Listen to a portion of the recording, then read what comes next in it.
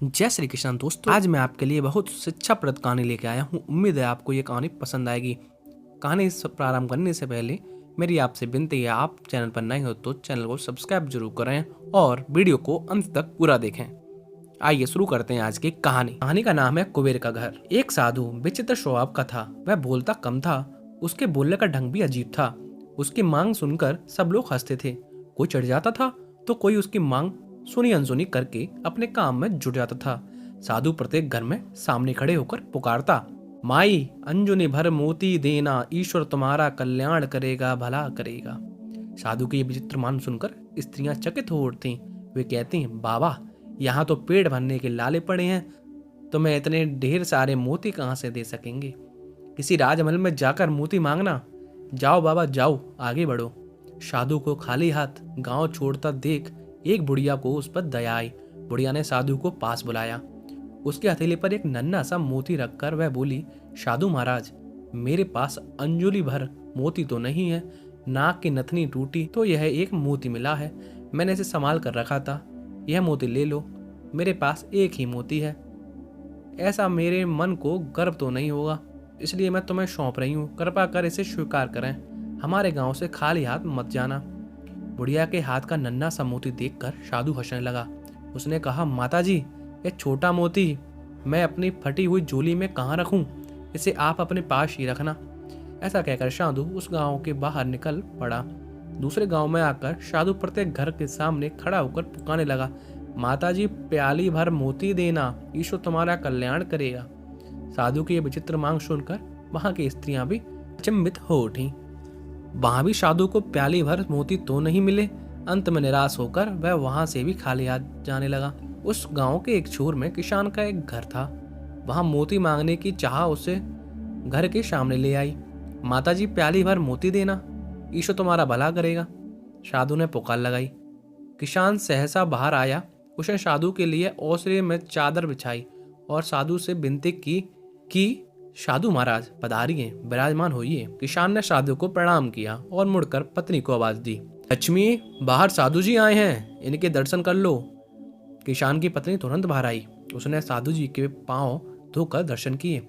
किसान ने कहा, देख लक्ष्मी, साधु जी बहुत भूखे हैं, इनके भोजन की तुरंत व्यवस्था करना। अंजलि भर मोती लेकर पीसना और उसकी रोटियां बनाना, तब तक मैं मोतियों की गागल लेकर आता हूँ। ऐसा कहकर वह किसान खाली गागल लेकर घर के बाहर निकला। कुछ समय पश्चात किसान लौट आया। तब तक लक्ष्मी ने भोजन बनाकर तैयार कर रखा था।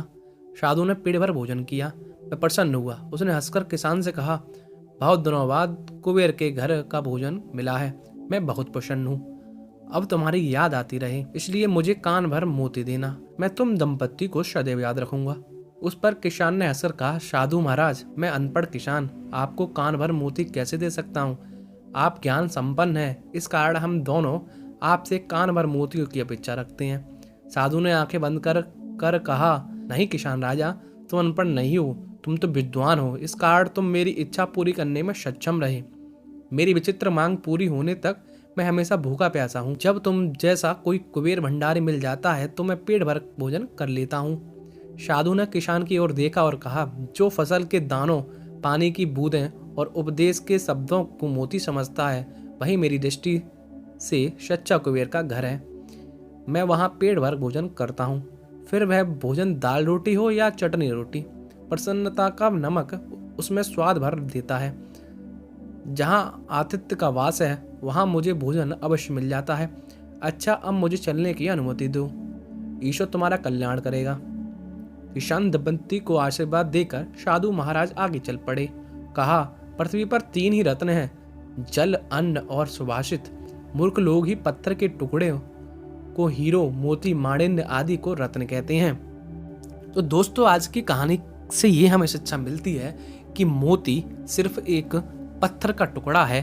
अगर मानो तो हमारा अन्न, हमारी पूंजी ही हमारा मोती है। हमारे लिए सबसे ज्यादा जरूरी हवा है, पानी है और भोजन है, तो हमारे लिए सबसे कीमती चीज यही सब हुआ।